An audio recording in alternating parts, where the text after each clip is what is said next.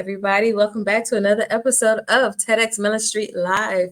We come to you with a speaker, sponsor, or performer, and just to highlight the TEDxMellenStreet event, which is happening on November the 18th. You guys, that's this Saturday. Oh my gosh. And it is going to be the first in the area and since 2014 in Hampton, Virginia, at the historic American Theater. And I have like an amazing lineup of speakers. And I have one of our performers tonight. She's a violinist. And oh my gosh, I can't wait to talk to her about some of the things that she's doing in her world. But I guess I need to tell you who I am, right? I am Sacha, your host and curator of TEDxMellenStreet Live and TEDxMellenStreet. And so we're excited about everything. But you know what? I'm going to go ahead and say thank you to all of our sponsors. They're rolling all down the bottom of the screen. And I'm going to go ahead and bring up Megan Jenifer Harris, who is our guest tonight. And I'm going to say, hey, Megan, how are you? Hey, I'm doing great. Thank you for having me this Wednesday evening. You're so welcome. You're so welcome. Yeah, I was like, okay, who can we have performing? I wanted a certain caliber of person. And I was just like, oh, wait a minute. Hold on. Megan, let me ask and find out. And I am so glad you said yes. Thank you so much. And um, I'm familiar with who you are. And I want you to tell the world and everyone else who's watching who is Megan Jenifer Harris. Whew, that's a loaded question. That's a loaded question. I'm a multi hyphenate, but at the center of me is a lover of people, a lover of wellness, a lover of moving humanity forward. And I do that through a lot of different means, through music, through sound, through energy work, coaching, consulting, speaking, workshops, events. What's those things called that people go to and go to sleep? Oh, retreats. Yes, the ones that go to sleep. Yes. Yeah. Yes. So in a nutshell, that's who I am. By day, actually, it's pretty much every day. I am a violinist. I teach violin primarily to beginners and intermediate students. My wheelhouse are the babies, the preschoolers, the little ones. I've been doing that for 20 plus years now. But also in doing that work, noticing how setting solid foundations, creating strategies around developing proper habits and things like that carry over into personal development in general. So I extract from that experience being able to work with different personalities and people and individuals, with learning how to recognize and look at patterns in their life and readjust those patterns so that they can create from new places instead of outgrown expectations. I help people redefine their value and move from a place of sovereignty instead of a reactionary place of things happen to me and I can't do anything about it. Yeah. Okay. Well, that's awesome. I mean, that's a good thing. We have so many people out here who consulting in so many different formats and so many different ways, and to use your gifts and talents and being able to consult people in that a different level of personal development. And things that everything you mentioned is like things you don't really talk about or think about, especially like with the habits and hygiene and all these different things. And knowing that when you're pulling out from within into a better space and being able to guide that, it's always amazing. It's so unique. I love like listening to other people as they're coming up with their wheelhouses, their geniuses, and bringing it out and say, oh yeah, this is what I consult in. I'm like, wow, that's a thing. So that's amazing. It's amazing that you're doing that. Now, let's go back a little bit and talk about like how did you even get started with playing the violin? Were you, playing in school, or how did you become a lover of the strings? That's an interesting story. I'll shorten it though. I was born into a musical family. They already had plans for me before I got there.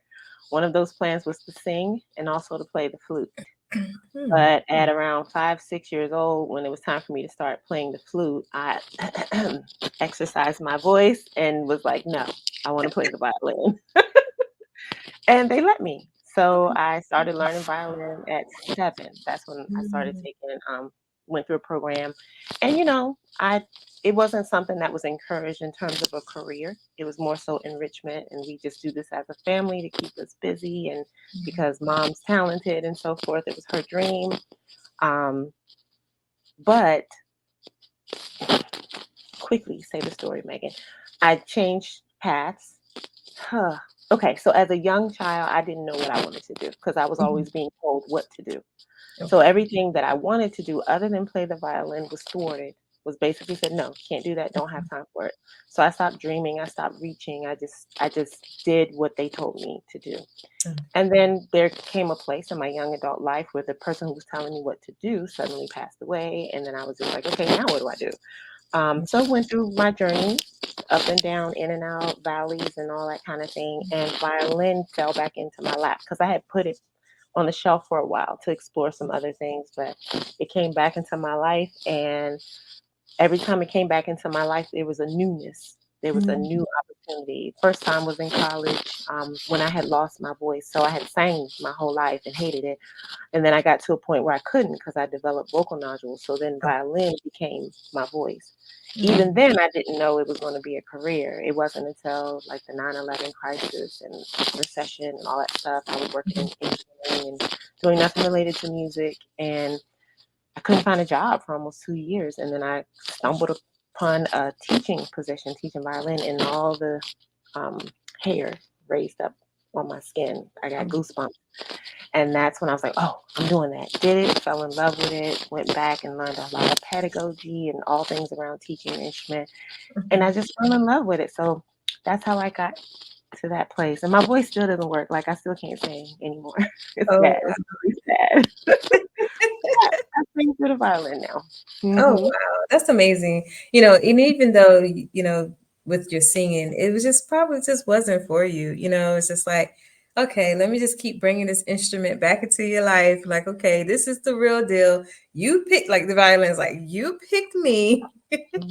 You can't Yep. put me up anywhere, and I'm here. And now you're teaching others, and playing is, I love violins. I love, like, any of the I never played. I think I've played around with one, but I never played it.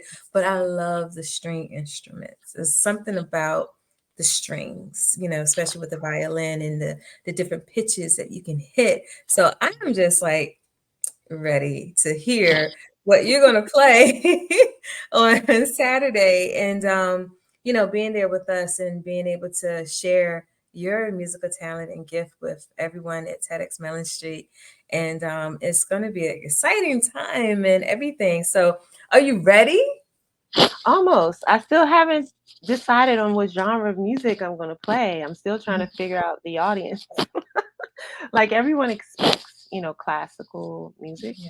on the violin. And I'm like, do I really want to do that? I can, but do I really want to? And does the audience really want to hear that in Mhm. this space, in this curated space, this opportunity to play something a little bit different? So I keep going back and forth with what I'm going to play. But Yeah. it's going to be fun. It's going to be enjoyable either way, Yeah. with whatever it is. That's amazing. So the type of violin that you play like the regular violin, or is it electric violin, or Mhm. which I one? play an acoustic violin, and I can amplify it with a pickup. Okay. When it is amplified with the pickup, you do get a lot of that raw sound. So sometimes Mhm. you hear the friction of the strings between the bow hairs and things like that. Sometimes you Mhm. may hear a little bit of the buzzing from the wood, how it attaches to the contact point. But that's neither here nor there. It's still it's still really nice sounding. But yeah, I primarily still just play with an acoustic instrument. I'm eventually probably going to invest in 100% electric or a carbon fiber instrument that's almost kind of hybrid, Okay. to minimize some of that noise. But I find that those types of instruments are very forgiving. So like Mhm. you can play horribly, like you can have horrible technique and nobody would know because they're very forgiving. And I don't want to like lean on that too much. So that's Yeah, why yeah. one of the other reasons why I'm still playing an acoustic instrument, but just amplified when it's time for me to do electric related things like Yeah. pop music, other styles of music that require um, accompaniment that's not a piano or some Mm. other type of acoustic instrument. Yeah. Oh, okay, that's wonderful. When you you said how you could do it, and if you mess up with the strings with the violin, it's like okay, it's not forgiven. So you can mess up, but we're still gonna make you sound good. And it's just like those chords. Like I have a guitar actually that sits in my closet, and I always said I was gonna take classes. I have played around with it, and I made my own little, tune and Yeah. everything. There's one missing string on it because it was given to me, so I had to get it fixed. But I've always like loved the guitar. It's acoustic, and Mhm. you know what? I want a guitar, and the next thing you know, somebody gave me one. So I'm like, oh, it looks like I can work this out. But yeah, it's sitting in the closet. So yeah, needless to say, but you know, um, and one of the other things I did learn about you, like you're into, a lot of the, like you said, the energetic work. And how are you combining that with music? And do you get into like music therapy or anything? Well, not specifically music therapy. That is now a degree profession. Mhm. Like there is a whole lane um, where you can go back to school and get a degree in it. So Mhm. not necessarily that, but I am certified in a particular modality of sound therapy. Okay. So that modality is the Alexander method of vibrational sound and energy therapy. The focus is using medical grade tuning forks Mm. to work with various aspects of your entire being. So not just your physical body, but all the different layers of your energy bodies that also exist. Oh, wow. Um, and I love that work. It is so cool. It's very subtle, but super powerful. Like so many breakthroughs have occurred in my life as a result of doing self tunings. And I've helped many clients, many people shift and adjust various aspects of their life too by coming and getting tunings. Wow. And the tuning forks, those are the ones that people can kind of bounce and it just make a vibrating noise like on a Yeah. frequency level. So Okay. there are a lot of different kinds. There are a whole bunch of different ones that you can find out there, but I strictly use Lisa's forks because of how they're manufactured and where they're manufactured and the efficacy of them, how closely they are to the actual frequencies without any variances. But they mostly look like this. So this Mhm. is just a regular one of the solfeggio forks. And then you have the other ones that can have weighted ends, if I could find it. If I can find it. I have them packed away specifically. Oh, okay, here we go. So here's another one which has these weighted ends, and Oh, usually the ones like this are lower frequencies. You can put mhm. them directly onto the body, and they're used for multiple things. But they look like that, either this or this. Yeah. Okay. Awesome. Wonderful. Mhm. It's amazing how you never know like all about these things, that's out here. You can see it and like I've seen it all the time. Like so I said, okay, I think I know what the forks look like. I've seen it like on movies or something like that before. But when you're actually using it in real world and like and the difference that it does actually make with people and with your surroundings, with your environment is, it's kind of amazing. Those type of things. So Sometimes yeah, hard to fathom and grasp, what it does and how it works. It's one of those yeah, things that you have to experience for yourself to be like, oh, okay. Oh yeah, it's pretty niche for lack of a better word. yeah. Especially when it comes to sport. People see the singing bowls a lot, right? Okay. And so the singing bowls um, do similar things. Um, it's similar, but it requires, well, I can't say that. Let me just put it this way. The singing bowls seem to be more accessible where Okay. you can just do whatever you want with them, pretty Mhm, much. You have to be mindful of, putting them too close to people's ears and the placement of them. mhm. But it doesn't require, like different levels of training for precision to be able to Oh, know what to use when and how. In just a general broad sense of things, um, the regular access that people have to the singing bowls, you can literally just sit down and start playing them and be relaxed, just experience relaxation. But with the Mm, tuning forks, especially with the modality that I'm trained in, there are a lot of steps. It's very precise, mhm. very precise. So it can zero in, laser in on an issue or something that's happening and move it and because energy can either be created or destroyed. It's just, moved around and transmuted and stuff. So Right. all of those things occur, but it's done from such a comprehensive and complete way that Mhm. there's no stone left unturned. There's no holes or gaps left open. There's no room for other types of things to kind of segue their way in there and they ain't got no business being in there. Like it's a Okay. it's a complete comprehensive method of energy clearing and Mhm. balancing and aligning um, that it takes a while to learn how to do it. And Yeah. also, it takes a certain type of person and heart to be willing to do it. Yeah, Yeah. Yeah, I can extreme imagine. stuff, but it's very effective and very potent, very powerful. I love it. Wow.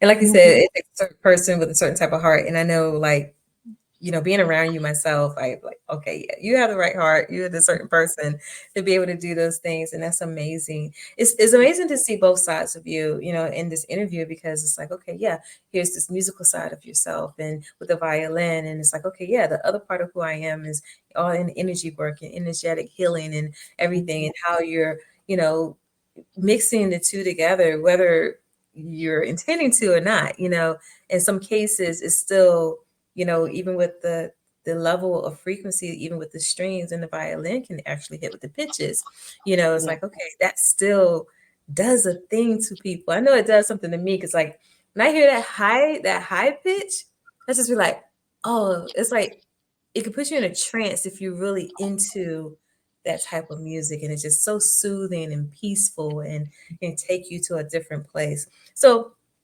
what's next for you, Megan, and what you're doing Oh, in your world? what's next? Ooh, there's always something that's next.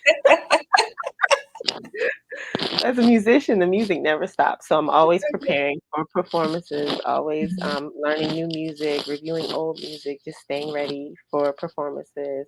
But outside of the performing, I have an event that's coming up. So I'm curating a winter solstice retreat for the winter solstice this year. That's Mhm. in the works. We'll see how it goes over the next couple weeks or so to determine whether or not I need to pivot. But Mm. that's what's next. And I'm also rebranding so that I can let people know that I do this work in terms of energetic advising. I call Mhm. myself people's soul catalysts. I help ignite. Um, so I like yeah, that. I call myself a soul catalyst and energetic advisor. So I'm a certified transformational life coach. But instead Mhm. of saying that, I'm a certified transformational life coach. Yeah. I speak more specifically, to what we do together and the types of Mhm. results you can expect. I Yeah. help to shrink the time and distance between where you want to be and where you are now by leveraging, learning how to maintain and adjust your energy. Wow. I do Wow. that through a myriad of ways. I have a whole process. So hopefully Mhm. next year, when you do this again, I can be one of the speakers to show that framework and process. Put that out there. Yes. Yes, yes.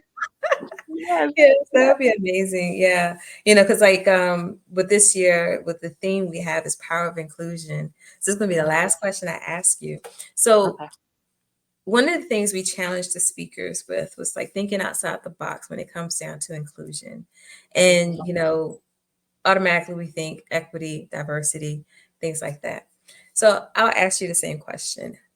How important it is for the power of inclusion to be in our society? Like, how important is it for people to embrace it in different ways? Oh, it's super powerful. It's extremely important because most people think in terms of individuality. When we get to a certain age, we recognize that we're separate, Mm, perceived as separate from other people. We recognize our quote unquote differences yeah. from other people. But later on, instead of maintaining that separatism, that you versus me, that, um, you know, this competition, for lack of a better word, it's important for us to recognize and embrace other perceptions and other perspectives so that we can see each other as humans instead of all these other constructs and boxes that we have put ourselves in or others have put us in. Yeah. So, in order for us to move forward as a species and to elevate and to keep going, it's extremely important for us to um, look at inclusion as a superpower instead of something that is a buzzword at this point. Like, Yeah. inclusion is what is going to help us move the needle forward in terms of our survivability as a species. We have Mhm. to learn to be together, to acknowledge one another, to support one another, to look at various perspectives, to realize that your perspective is not unique or absolute. Mm. Other people may have that same vantage point, Yeah. but just because you have a cacophony of people who agree with you doesn't mean that you're 100% correct every time. So inclusion helps us, um, you know, entertain and bring into the fold the essence of humanity. We have to if we're going to survive. I love that. I love that. The essence of humanity. Oh my Mhm. gosh. I love that. Yeah. It was so perfectly answered. And it's so, so true. So true. Thank you for that. You're And welcome. I just can't wait, like Saturday, for everyone to just come to the platform and, and just really do what they're going to be purposed to do on Saturday. And it's so exciting.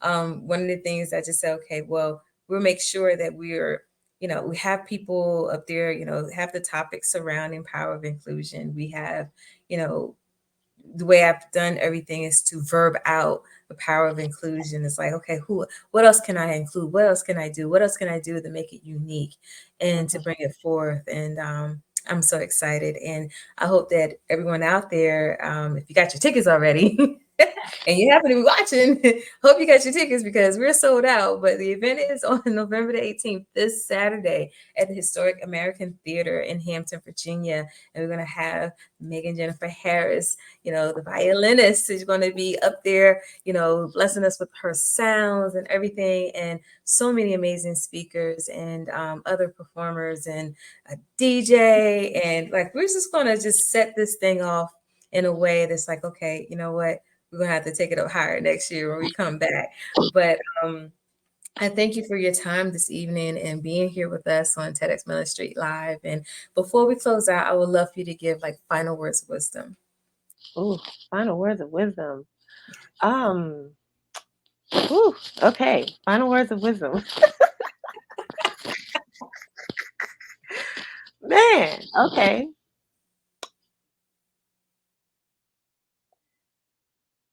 Don't discount your own inner knowing and your own inner voice. Mm, When you hear and feel that spark that creates some type of ignition in you, don't downplay that or ignore that. Really zero in on it because it's something that you are probably tasked to bring forward into the mm, world. Um, and trust it. Trust yourself. You can trust yourself. wow. Yeah, That's that's my final wisdom. I love it. That's really, really good. Thank you for that. And I want to also thank our sponsors. They're all scrolling at the bottom. There's so many to mention. And thank you so much, Megan, for, like I said, saying yes and being a part of the event on Saturday and making this inaugural event so awesome and special. Thank you. Thank you so much. Thank you, Yeah. everybody, for watching tonight, tomorrow, today, in the morning, whatever time you watch. And we'll be back. We might be back with another episode, but if not, we will see you again shortly and soon. And you enjoy whatever you're doing in your day. And we'll see you next time, everybody. Bye.